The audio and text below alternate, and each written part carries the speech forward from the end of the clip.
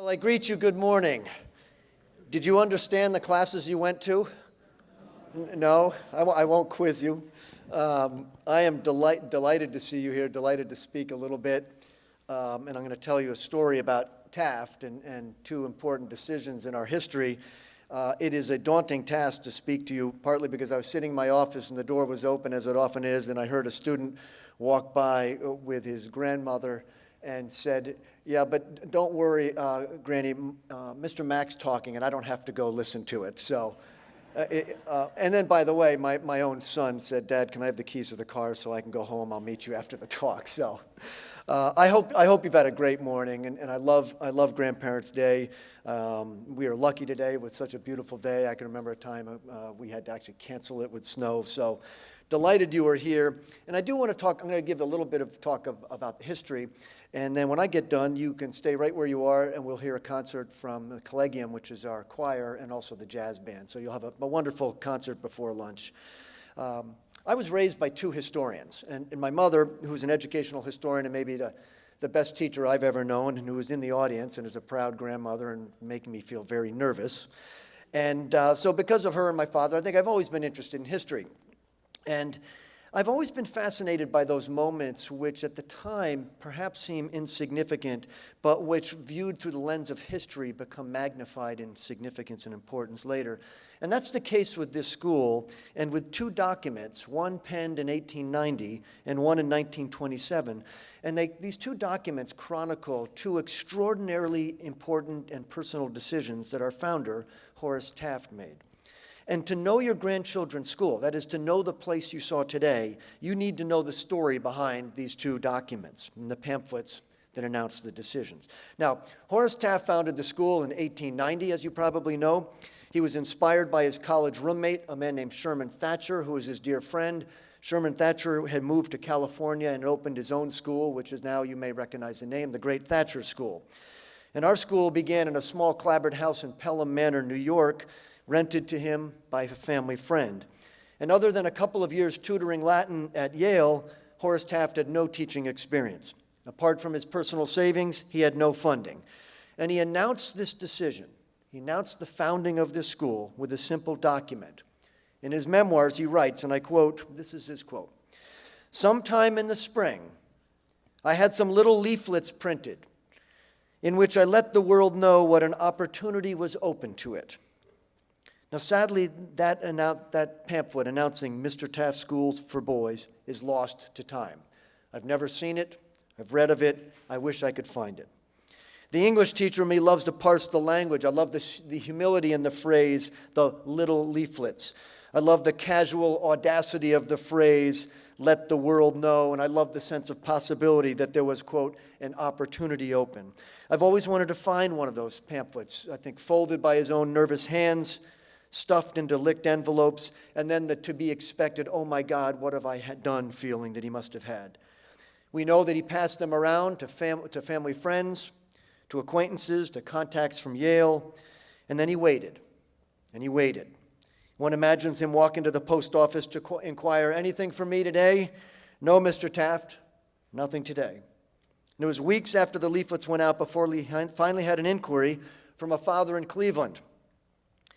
And he wrote in his memoirs, this response came, written in haste, asking whether I had any room for his boy. I replied calmly, I had room. I might have added, he could have had the whole school.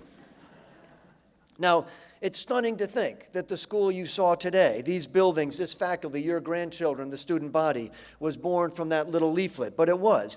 And by the way, it's hardly the first great enterprise that sprung from some claims and aspirations penned on a single sheet of paper. And so the school was founded in that little house in 1890, 14 boys sitting around a dining room table. And remember, it was very much his school. It was called Mr. Taft School for Boys. And he was the school, CEO, CFO, Director of Communications, Facilities Manager, Headmaster, Teacher, Dorm Head, Coach. 3 years later, he was outgrowing the space, and he moved the school to a large rundown hotel that was sitting right in this location where we are today. The school was successful, clearly. It was growing in size, in reputation each year, but the challenges were many. It really was a private school. It was privately owned by Horace Taft. And that's where this second document enters our story. Several months ago, I had an email from a young alumnus who then followed up and called to say, Mr. Mack, I've come across a piece of Taft history you might be interested in. Shall I send it your way? And I didn't know what to expect. I said, of course. And about a week later, a large envelope appeared. And when I opened it, I pulled out an old yellow document published in 1927. The title read, Why Mr. Taft Gave Away His School. And this is the exact document. 90 years old, and a sketch of Taft on the cover. It's only 2 pages, 4 sides. Now, it's not quite what it sounds, why Mr. Taft gave away the school, but there's a story here, and it's of a critical decision made by the founder, and in a way, I really believe this, it explains why we are here today. Strictly speaking, Mr. Taft's School for Boys was a for-profit enterprise. Taft never made any money, of course, but it was his school. And with that came complete autonomy, obviously, but it also had limitations. Because he owned it, Horace Taft did not believe he could ask anyone for money. It was not in his ethical constitution to look a parent or alumnus in the eye and say, I need your money, knowing that technically he was lining his own pockets. And so while plenty of other schools were fundraising, he was not. By the way, I wish he had been. We'd be in a different place today. But he was not. It was his school. And I think this proud and moral Midwesterner felt it would be wrong. And so he borrowed. When something was needed, he looked at his checkbook to see if he could afford it, and if not, he took out a loan for little things like new desks, bigger things like repairing a furnace or a roof, or really big things like a dormitory. If he happened to make money one year, he applied it to the debt. The document reads this way. And so Taft was engaged in the old game of borrowing and paying, and it went on and on. The school was in relatively sound shape. There was a stable faculty. The beds were filled, but there was a limit to how much the school could grow and improve. He could only afford to borrow so much. And that's why this document in 1927, why this announcement of giving away the school is so vital to our history. With that decision, with this yellow document, everything changed. The pamphlet went on to read, Mr. Taft no longer owns the Taft School. A year ago, he quietly gave it away to the public. He turned it over to a board of trustees to be operated on a not-for-profit basis, the school which he and his colleague, Mr. Harley Roberts, labored nearly 40 years to build. Taft has relinquished all personal claims on the school. I think we should think of that last phrase, that he has relinquished all personal claims. We must remember what that decision must have felt like, perhaps a bit like a company president turning the company over that he had founded years ago. He must have felt in equal measure relief and excitement and sadness. It was no longer his school. In a sense, it really now was Taft, not Mr. Taft's School for Boys. And had he not made that decision, we might not be sitting here. First thing that happened with that decision was that he now had a board of trustees, the predecessors to the remarkable board we have today. With that decision, I might argue that Taft brought the governance model out of the shadows of private ownership and into the light of best fiduciary practices. Strategic decisions were no longer his alone.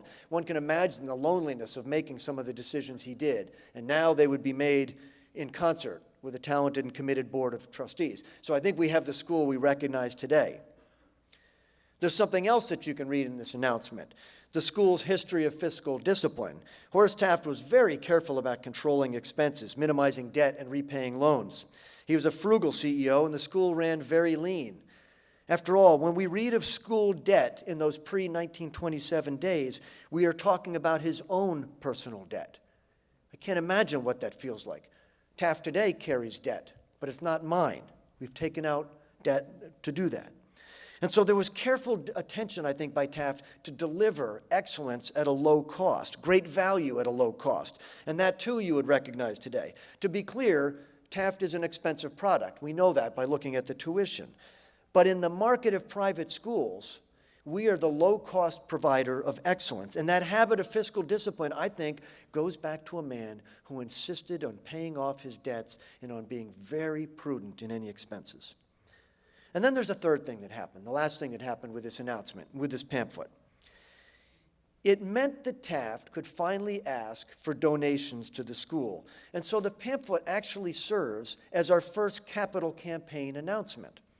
After explaining the decision to create a board of trustees, the pamphlet reads this way: "Now that the institution is free of indebtedness and is no longer his personal property, Mr. Taft feels justified asking those who have sons or those themselves who have enjoyed the advantages of the school to contribute toward the $2 million fund which is now being raised to place the school on a sound foundation." It's actually a really elegant arm twisting, isn't it? He now feels justified. After all those years, he feels justified. Permanence, I think, was the objective. The goal of the campaign, and I quote again, was to open the way to new buildings, more teachers, better equipment, funds for faculty pensions, and student scholarships. By incorporating the school and turning it over to a board, I think he was ensuring that it would last long after him, because he was adopting a financial model that was used by every major university and private school, where great institutional leaps forward can come only because of the generosity of donors. I think it was one of the most important strategic decisions in the history of the school. So that brings us today. As some of you know, we are in a capital campaign. We're in the final months of it. It's been exciting and extraordinarily successful. And if you change the language of that pamphlet only slightly, it brings us to today. It sounds a lot like the campaign that was launched so many years ago. To ensure excellence, our Board of Trustees knew that we had to invest in the campus. I think it's an absolutely beautiful campus, but we have to steward it carefully, so we must invest in it. And that's just as Horace Taft said in that pamphlet of the need for new buildings. To have a great faculty, our Board of Trustees believes that we have to be able to provide the commitment to compensation and professional growth and faculty housing, just as Taft himself spoke of the need for, quote, faculty pensions.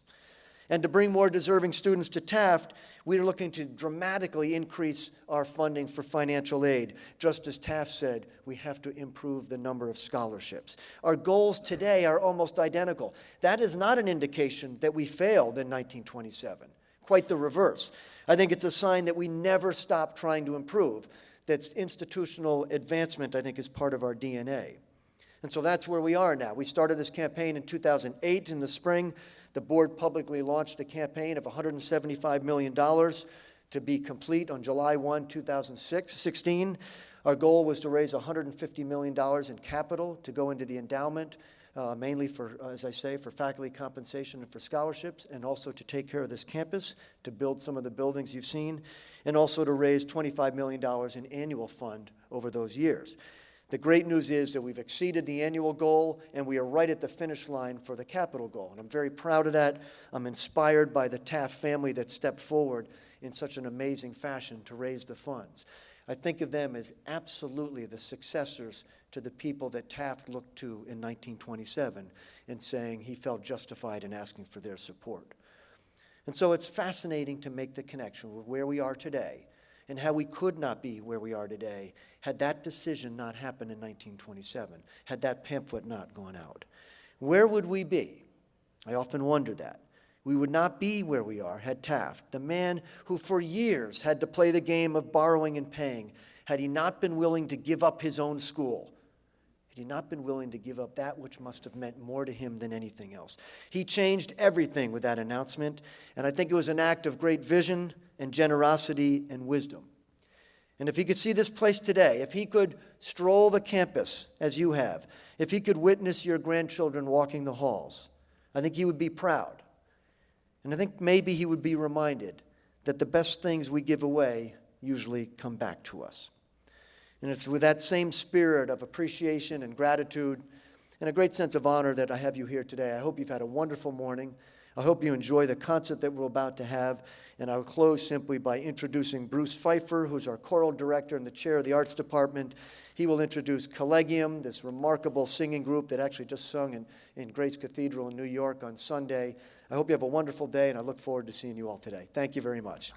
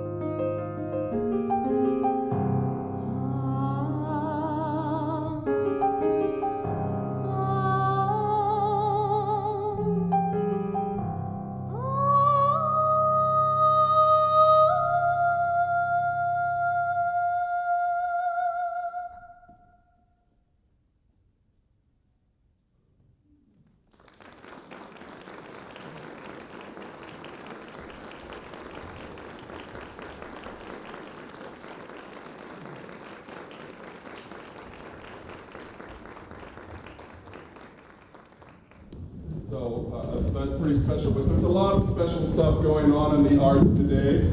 Collegium is going to sing for you. We have these two fun party songs. We just came from a huge successful concert weekend, one here in Woodward Chapel on Friday night, and then in New York on Sunday, where we did a wonderful concert at Grace Church downtown at 10th and Broadway. A perfect day, perfect New York spring day.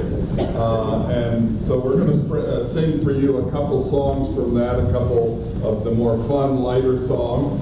Then following that, you're going to hear jazz band.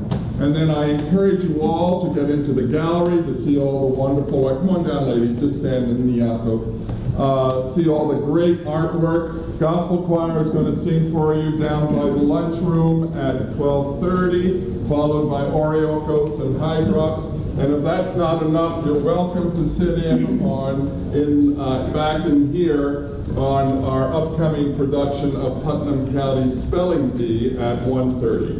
So the arts are alive and well at the Taft School, as you will see today. Thanks for coming and enjoy.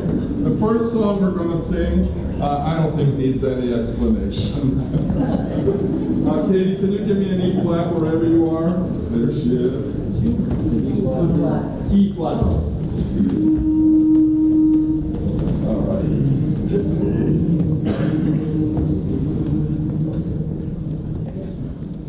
Oh, blow the man down, bullies, blow the man down. To me way, blow the man down. Blow the man down, bullies, blow him away. Give me some time to blow the man down. We went over the bar on the 13th of May. Blow the man down. The gallery jumped and the gale came away. Oh, give me some time to blow the man down. As I was walking down Paradise Street, to me way, blow the man down. A saucy young rascal I have down. Give me some time to blow the man down. I said to her proudly, and how do you do? To me way, blow the man down. Says she, blow down. Give me some time to blow the man down. Oh, sailors is tinkers and tailors is men. Blow the man down, blow the man down. And we're all of us coming to see you again. Oh, give me some time to blow the man down. So we'll blow the man up and we'll blow the man down. To me way, blow the man down. And we'll blow him down into Liverpool town. Give me some time to blow the man down. Give me some time to blow the man down. Give me time. Give me time. Give me time. Give me time. Give me time. Give me time to blow the man down.